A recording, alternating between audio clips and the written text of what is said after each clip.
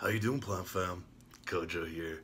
Alright, so a few weeks ago in my video you all saw me chop her head off and we gave Philodendron Melanochrysum a little propagation. Well, the babies are ready. Well, some of them. So let's go ahead and do a little repot.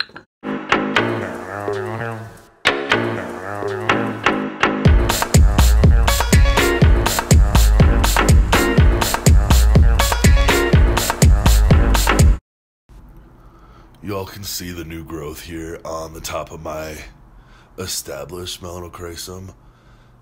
And then look at down here. These have been in water just for a month. Look at how crazy they're going already. I mean, these on the end need a little bit more time, but they're ready. I'm gonna let the three of these that have the least amount of roots just sit there. They can go ahead and propagate for a little while. But look at this dude. I love that. 2 sets of roots on my bitch. So I'm going to put both of those in there. Okay, here's my pre-soaked soil. And in it I use orchid bark, organic soil mix, perlite, or coco coir, or whatever you have available.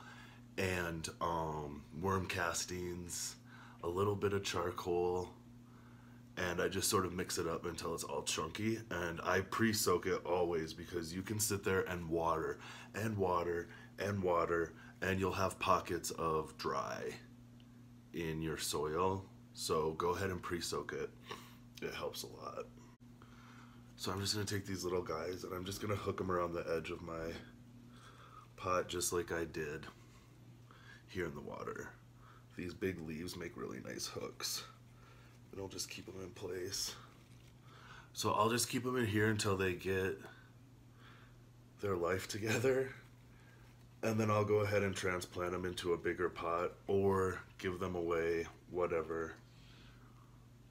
Because I have so many now, like I'm gonna have to do something with them. All right, so you can see I just have them sort of hooked in here. And then what I'm gonna do is just fill in the cracks. Hello. Just situate them a little bit. And you're gonna make a mess.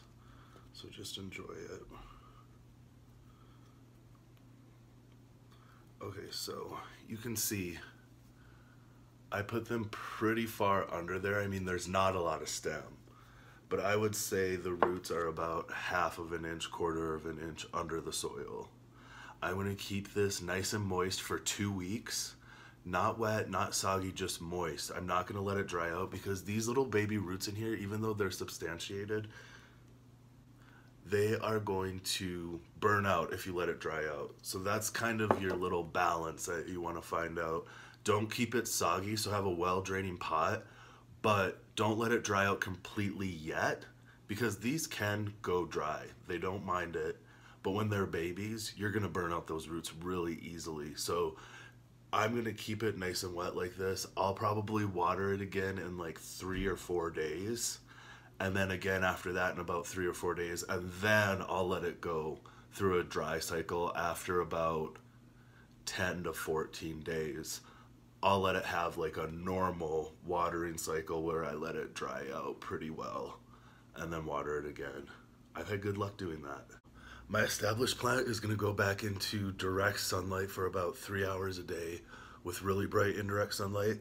And then my propagations and my new little potted plants, they're gonna go back into indirect sunlight. I give these really bright windowsill light, but no direct sunlight. These wanna establish themselves first and not get burned out. And then I'm gonna go ahead and put them in direct sunlight with this guy because I have found my growth to be so much better when I give it a few hours of direct sunlight each day. The leaves just get so much bigger and it grows a lot faster than keeping it in indirect sunlight. Y'all, thank you so much for hanging out with me tonight, and I'll catch you on the next episode of Kojo's Tropicals.